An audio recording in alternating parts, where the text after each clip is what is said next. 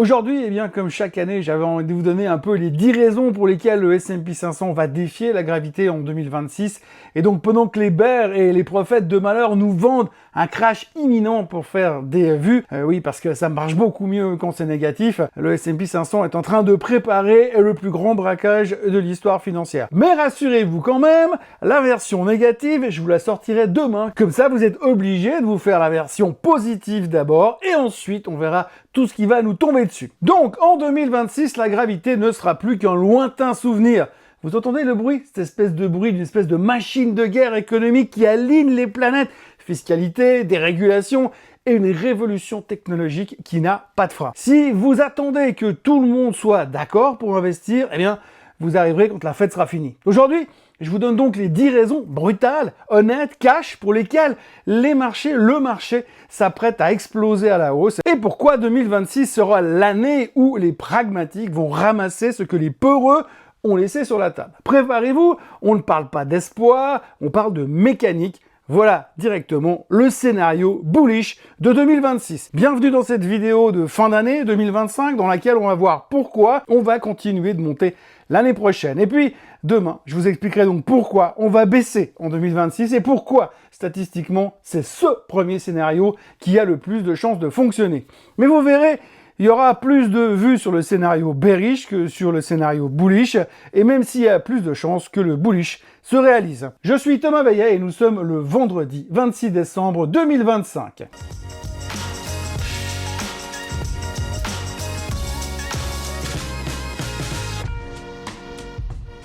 Alors avant toute chose, ce que vous allez entendre et voir dans cette vidéo n'est pas un conseil financier, c'est mon avis, mon analyse et parfois mon humeur du jour. Par contre, si vous voulez comprendre la bourse, là, vous êtes au bon endroit. Première raison d'acheter en 2026, la baisse de l'impôt sur les sociétés, ce qu'on appelle l'IS aux États-Unis. C'est le levier le plus puissant et le plus direct sur le cours des actions. En réduisant la pression fiscale, on ne se contente plus de faire plaisir aux patrons, on gonfle mécaniquement le bénéfice net par action, ce qu'on appelle l'IPS. Pour un investisseur, une baisse d'impôt, c'est une augmentation immédiate de la valeur de l'entreprise sans qu'elle ait besoin de vendre un seul produit supplémentaire, sans qu'elle ait besoin de signer un seul contrat de plus. En 2026, ce surplus de cash va agir comme un espèce de deux-pont légal pour les bilans comptables du S&P 500. La probabilité de réalisation de ce scénario est de 90%. C'est carrément l'engagement phare de Donald Trump, sauf blocage législatif majeur, c'est le point le plus certain. On ne va pas se mentir, entre soulever le monde et gonfler le bénéfice net, Wall Street, lui, il a déjà choisi la couleur de la moquette à l'intérieur du jet privé. La deuxième raison de la hausse en 2026, c'est les rachats d'actions records, le nombre de buybacks qui augmente. Quand une entreprise a trop de cash et des perspectives solides, elle rachète ses propres titres pour les annuler. Ça va donc automatiquement réduire le nombre d'actions en circulation et augmenter la part du gâteau de ceux qui restent, donc les actionnaires, donc vous et moi. C'est une force acheteuse massive et qui est constante et qui soutient les cours boursiers, même en cas de volatilité.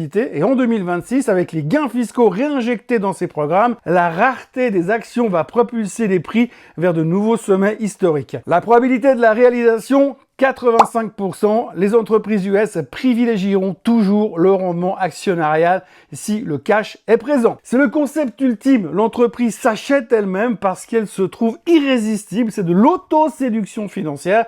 Il swipe à droite sur Tinder, mais contrairement à votre ex, ça rapporte vraiment de l'argent. La troisième raison de la hausse en 2026, c'est la dérégulation massive. Imaginez qu'on enlève les boulets aux pieds des géants de la finance et de l'industrie. La dérégulation, c'est moins de frais juridiques, moins de délais administratifs et plus de liberté pour innover et fusionner. C'est le retour de l'instinct animal, les banques peuvent prêter davantage et les secteurs de l'énergie peuvent construire plus vite. Ce choc de simplification va libérer une énergie entrepreneuriale que le marché n'a pas vue depuis des décennies. La probabilité de réalisation de cette prédiction, 80%, très probable via décret, même si des recours en justice peuvent évidemment ralentir certains secteurs. On va donc enfin arrêter de demander une autorisation aux 3 exemplaires pour brancher un grille-pain. On libère les fauves, et tant pis pour ceux qui pensaient que la finance était un sport de combat sans contact. Tant pis aussi pour ceux qui se souviennent ce que ça fait quand on laisse les banques faire ce qu'ils veulent. Quatrième raison de monter l'année prochaine, les gains de productivité liés à l'intelligence artificielle. L'IA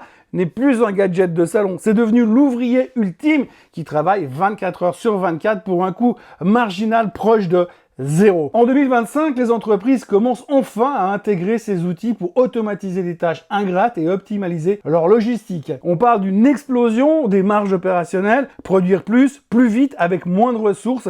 C'est cette efficacité radicale qui va justifier des valorisations que les bears jugent aujourd'hui trop élevé. La probabilité de réalisation est de 65%. La techno est là, mais l'intégration réelle dans les bilans prend parfois plus de temps que prévu. L'IA, c'est un peu l'employé de rêve, ça travaille 24 heures sur 24, ça ne demande pas d'augmentation et surtout, ça ne passe pas 3 heures à raconter son week-end à la cafétéria. La 5e raison de la hausse en 2026, c'est l'énergie abondante et bon marché. L'économie moderne est une machine à transformer l'énergie en valeur et l'IA est extrêmement gourmande. L'IA et les voitures électriques. La stratégie de dérégulation du secteur énergétique et la relance du nucléaire fossile vont casser les prix de l'électricité aux USA. Une énergie bon marché, c'est un avantage compétitif monstrueux pour les usines américaines face au reste du monde. En baissant les coûts à la base de la pyramide, on booste la rentabilité de chaque entreprise du S&P 500. La probabilité de réalisation, c'est 70%. La volonté politique est totale, mais les infrastructures, réseaux, centrales ne se bâtissent pas en un jour.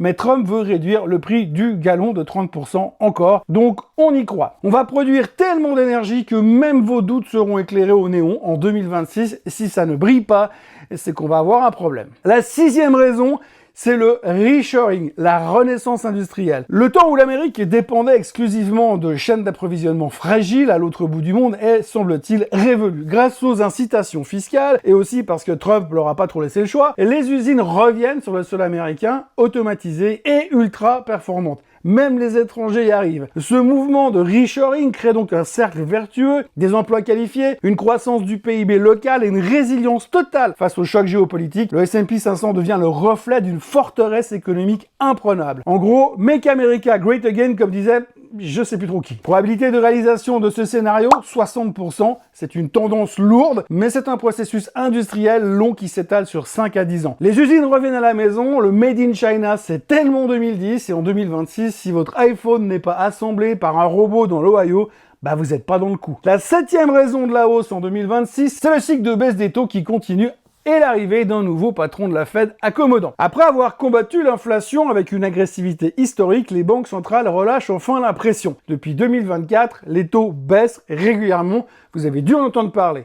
En 2026, le loyer de l'argent devrait baisser encore, ce qui rend le crédit moins cher pour les entreprises qui veulent s'étendre. Mais le vrai catalyseur, c'est la fin du mandat de Jérôme Powell et l'arrivée probable d'un nouveau patron de la Fed bien plus accommodant, choisi pour soutenir l'expansion économique plutôt que pour la freiner, choisi aussi pour obéir à Trump. Et pour les investisseurs, cela signifie que le Fed put est de retour. La certitude que la Banque centrale soutiendra les marchés en cas de secousse, quoi qu'il arrive, c'est un flux de liquidités massif qui n'a d'autre choix que de se déverser sur le marché actions pour chercher du rendement. La probabilité de réalisation, c'est 75%, un scénario central car le pivot est déjà annoncé et la pression politique pour une Fed encore plus de viche sera à son comble en 2026. On attend donc un patron de la Fed tellement accommodant qu'il pourrait prêter de l'argent à son pire ennemi avec un sourire et un taux à 0. Ça n'est plus une banque centrale, c'est un distributeur automatique de cash. La 8e raison de la hausse l'année prochaine, c'est le mur de l'inquiétude. En anglais, le wall of worry. Oui, parce que le marché ne monte jamais aussi bien que lorsqu'il y a des sceptiques,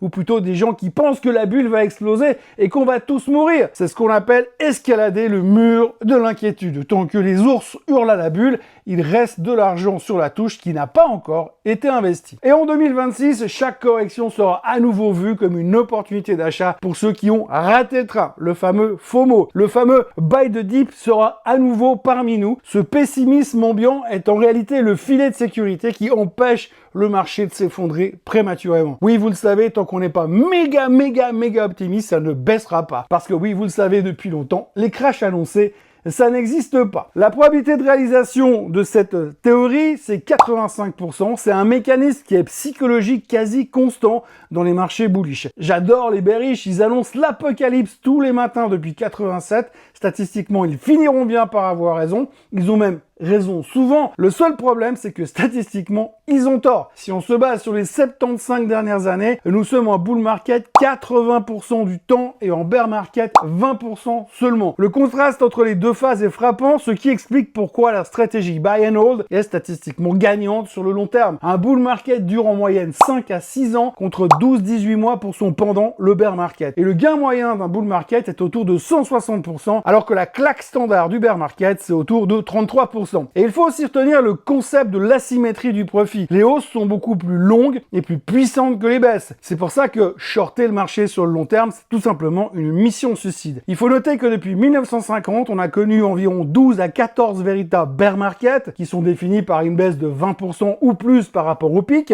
Mais en revanche, les phases de croissance durent parfois une décennie entière, comme celle de 2009 à 2020. Mais par contre, il y a un vrai biais psychologique qu'il ne faut pas négliger. Même si le bear market ne représente que 20% du temps, il est tellement violent et médiatisé qu'il marque les esprits autant, voire plus, que les 80% de hausse tranquille qu'on vit le reste du temps. Le 9e point de cette analyse, c'est le transfert de richesse générationnelle.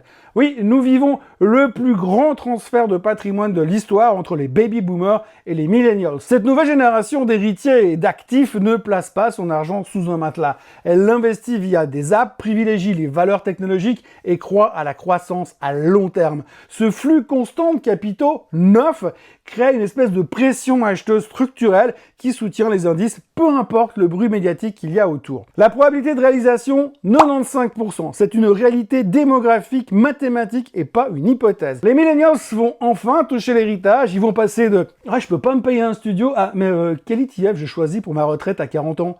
Le capitalisme change de main, mais pas de direction. Et pour terminer, la 10e raison qui est la fin de l'incertitude politique. Le marché déteste le flou, mais il adore les règles du jeu très claires.